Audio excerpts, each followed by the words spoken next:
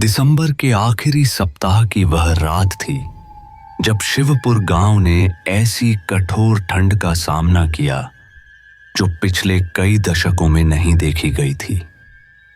उत्तरी पहाड़ों से आने वाली बर्फीली हवाएं इतनी तेज और ठंडी थीं कि मानो शरीर की हड्डियों को भी जमा देना चाहती हों। पूरे गांव पर घने कोहरे की एक मोटी सफेद चादर बिछी हुई थी जो किसी आसन्न अनिष्ट का संकेत देती प्रतीत होती थी। गांव की मुख्य सड़क के एक कोने पर हरिदास चाचा की पुरानी चाय की दुकान स्थित थी।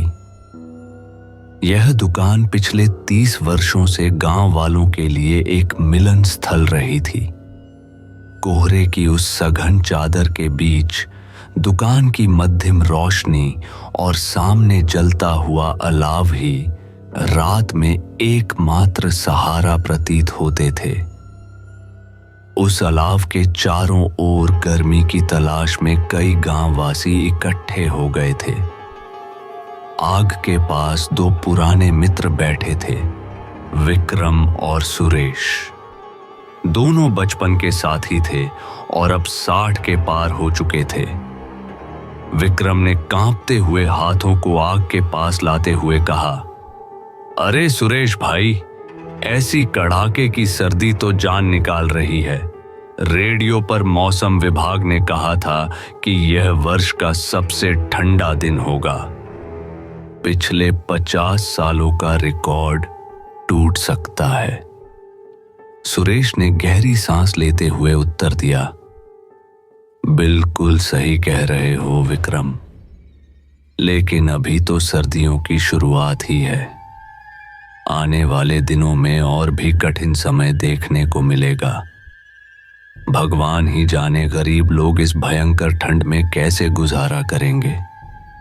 मुझे तो वह 6 साल पहले की सर्दी याद आ रही है जब इतनी बर्फबारी हुई थी कि पेड़ों की पत्तियां भी ठंड से मुरझा गई थीं।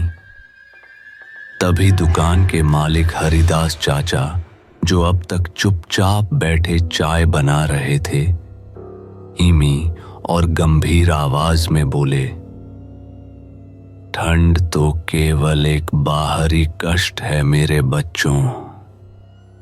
असली भय तो वह है जो इस कोहरे की आड़ में अंधेरे में छिपा रहता है।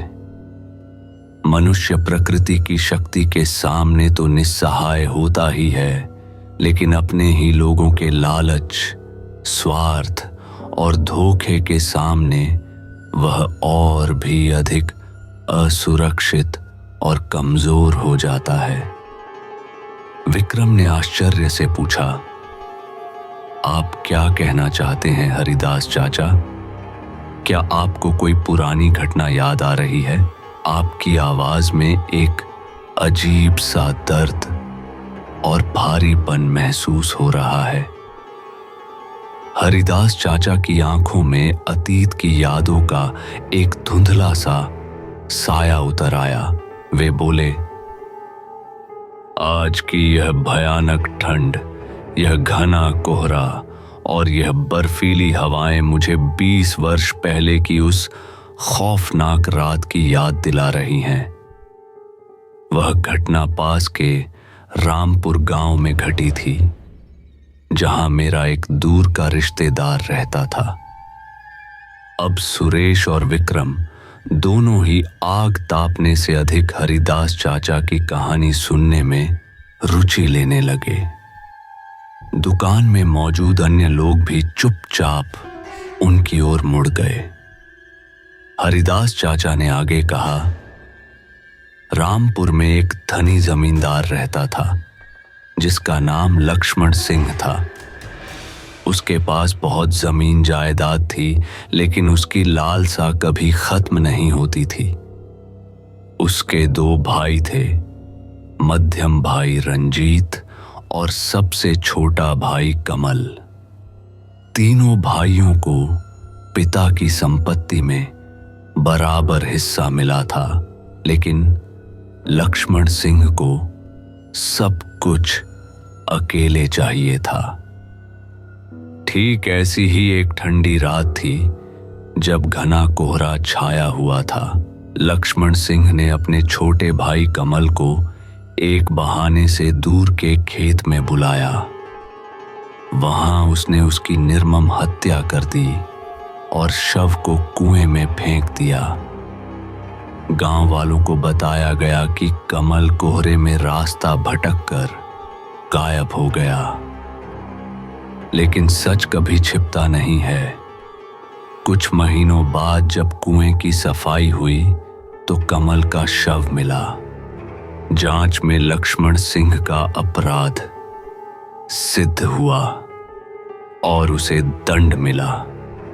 लेकिन उस परिवार का दुख कभी खत्म नहीं हुआ।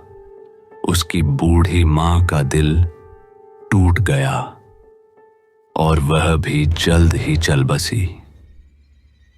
आज भी लोग कहते हैं कि उस रास्ते पर कोहरे भरी रातों में एक बूढ़ी औरत की आत्मा भटकती है, अपने बेटों को खोजती हुई। कुछ लोगों ने उसे देखा भी है।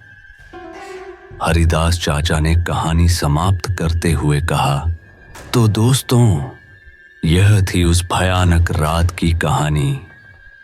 हमेशा याद रखना कि इंसान भले ही मर जाता है, लेकिन उसके कर्मों के परिणाम पीढ़ियों तक उसके परिवार का पीछा करते रहते हैं। लालच और स्वार्थ किसी को भी राक्षस बना सकते हैं। सभी गांववासी गंभीर हो गए। कोहरा और भी घना हो गया था। विक्रम और सुरेश ने एक दूसरे की ओर देखा और चुपचाप घर की ओर चल दिए। उस रात सबने महसूस किया कि असली ठंड बाहर नहीं, बल्कि मनुष्य के हृदय में होती है। अगर आपको यह कहानी पसंद आई है तो कृपया लाइक बटन दबाना न भूलें। कमेंट में बताइए कि आपको यह कहानी कैसी लगी और आप आगे किस प्रकार की कहानियाँ सुनना चाहते हैं।